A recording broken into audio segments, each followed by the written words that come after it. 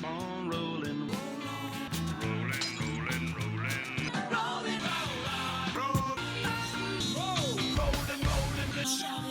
Rollin Shorties.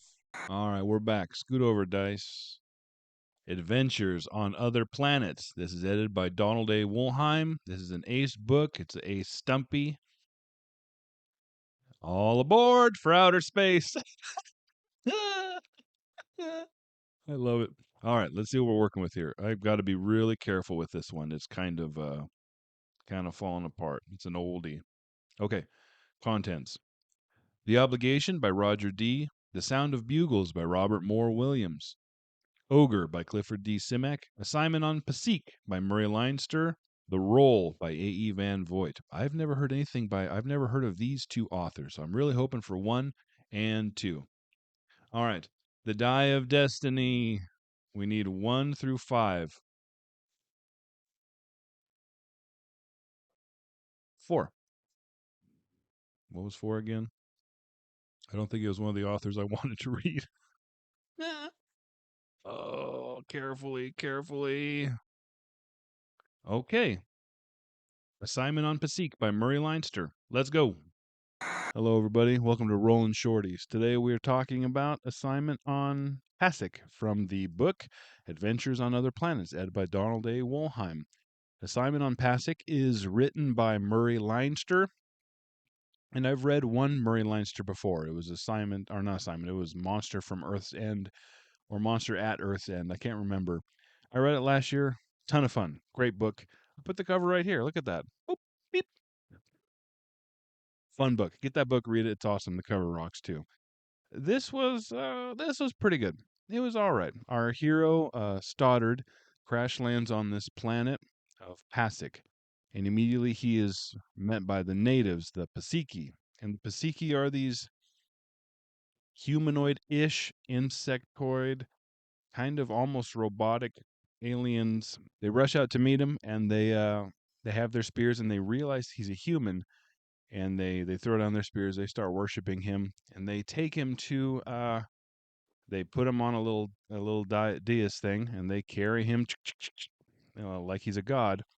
And they take him to this hut where all of a sudden they're bringing out like human supplies, human utensils. They say because they can speak English, but they're not speaking. It's like a reverberation from their throats. But they're saying that's what speaking is. Shut up. But they said they could. They're speaking English, and they're saying essentially like, we had another man master, and he died. He was killed. So we are so happy to have another man master.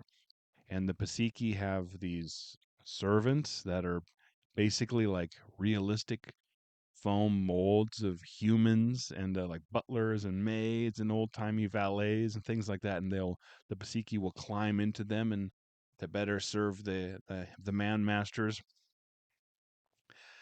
Stoddard knows that they hate him because when they initially found out, thought he died in the crash. They were like rejoicing like ecstatically, and then they saw he was alive and started worshiping. So he's like, I know you guys hate me, but they're still very polite, and they tell him, just so you know, somebody's coming to kill you. And sure enough, a woman shows up uh, later, or a few days later, and she goes to kill him. There's a brief scuffle. Stoddard ends up taking her gun. He's like, "What the heck are you doing, lady?" And she explains to him, like, uh, basically explains this world, what happened to the Pasiki. Essentially, they were some not colonizers, but like traders landed there decades ago and forced the Pasiki.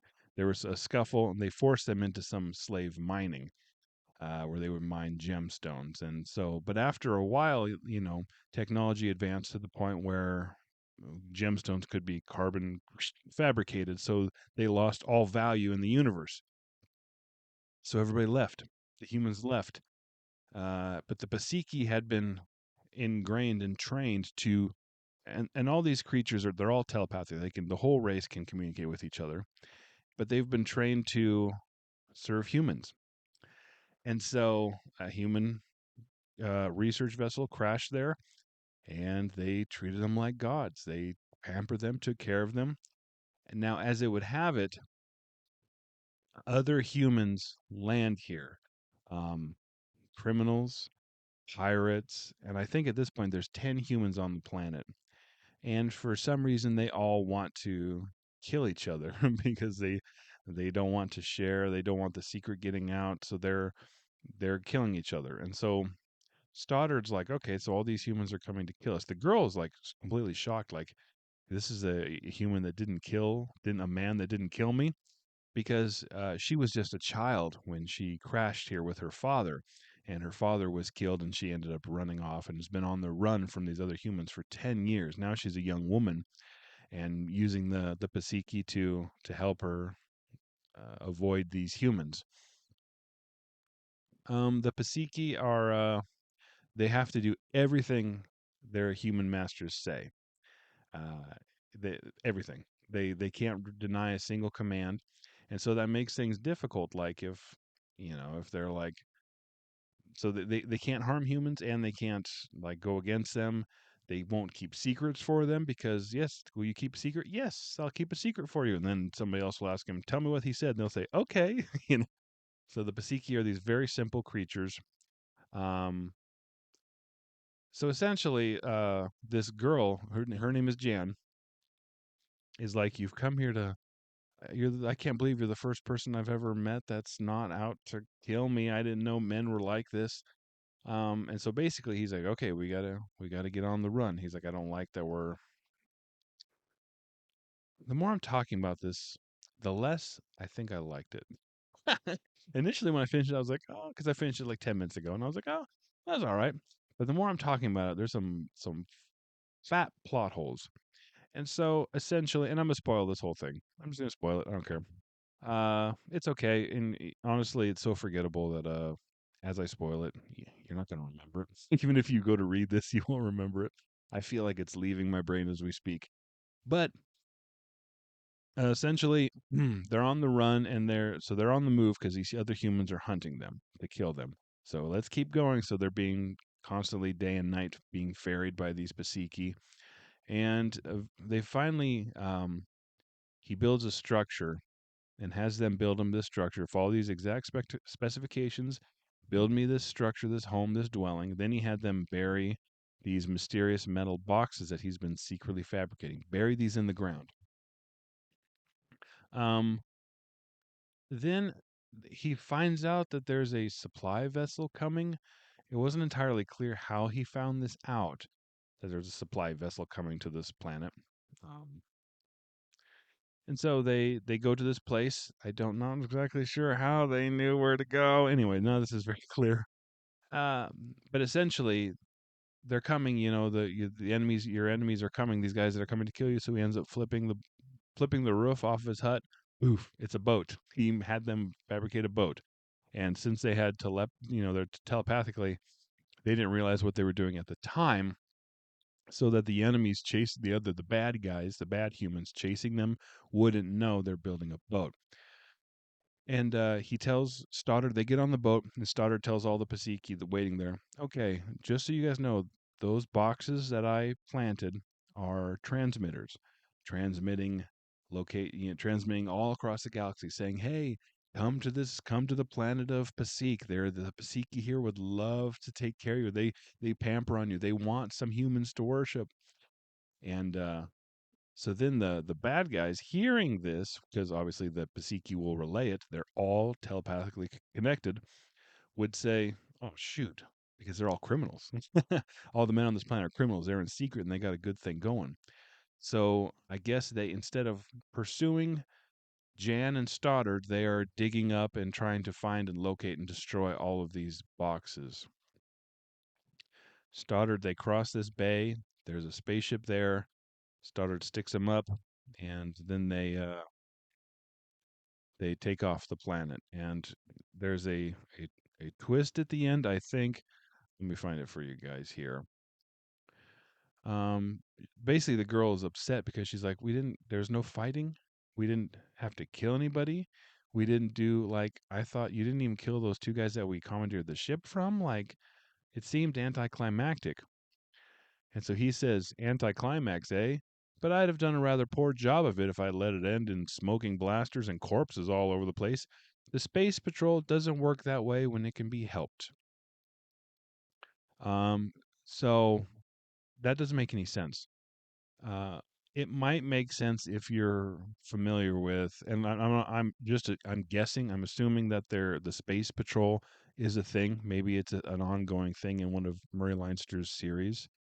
I don't know. Maybe it was in another novel and this was an add-on, and so it's kind of a wink or a nod to the Space Patrol. And, Stoddard is a Space Patrol agent.